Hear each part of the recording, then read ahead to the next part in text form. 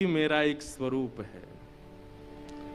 जब द्वारिका में रोहिणी मैया मेरी समस्त पटरानियों को कृष्ण लीला सुना रही थी, उस दिन ब्रज की याद करते करते प्रेम की 10वीं अवस्था में पार कर गया और मेरा वही द्वारिकाधीश स्वरूप, जैसे हम लोग अत्यंत प्रेम में आते हैं तो नेत्रों से नीर गिरता है, लेकिन प्रेम की जब 10 अवस्थाएं पार हो जाती हैं तो प्रत्येक रोम पिघलने लगता है।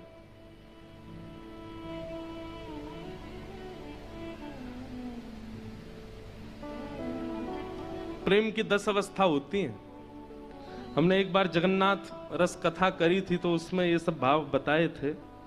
आज मैं सोच रहा था सब पर थोड़ा थोड़ा प्रकाश डालेंगे। कौन कौन सी 10 अवस्थाएं होती हैं, बहुत ध्यान से सुनिएगा। प्रेम की पहली अवस्था, प्रतिकूलता भी अच्छी लगती है। किसी को पहली बार जब प्रेम होता है, और मेरी हाथ जोड़ के प्रार्थना जितने भी युवा बैठे हैं, आजकल के छोरा छोरी वाले प्रेम में मत जाना, उसमें इन सब बातों को मत घटाना, ये ठाकुर जी के संबंध की बातें हैं। हाँ, प्रेम की पहली अवस्था क्या है? प्रतिकूलता भी प्रिय लगती है।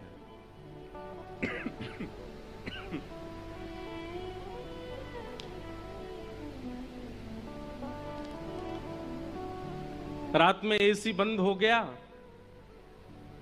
तो भी सो रहे हैं, क्यों? प्रतिकूलता अच्छी लग रही है। रोटी के बिना भी अच्छा लग रहा है,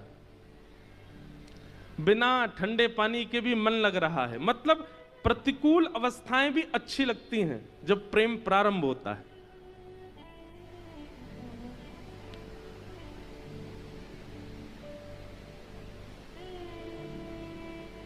किसी का नया नया ब्याह होता है, उसको सब अच्छा ही अच्छा लगता है। फिर क्यों? प्रेम का प्रारंभ है। और कुछ समय बाद फिर नानी याद आती है। आपको ज्यादा अनुभव है, हमको तो है नहीं है। तो प्रेम का प्रारंभ जब होता है तो प्रतिकूलता अच्छी लगती है। ये प्रेम की पहली अवस्था। प्रेम की दूसरी अवस्था क्या है?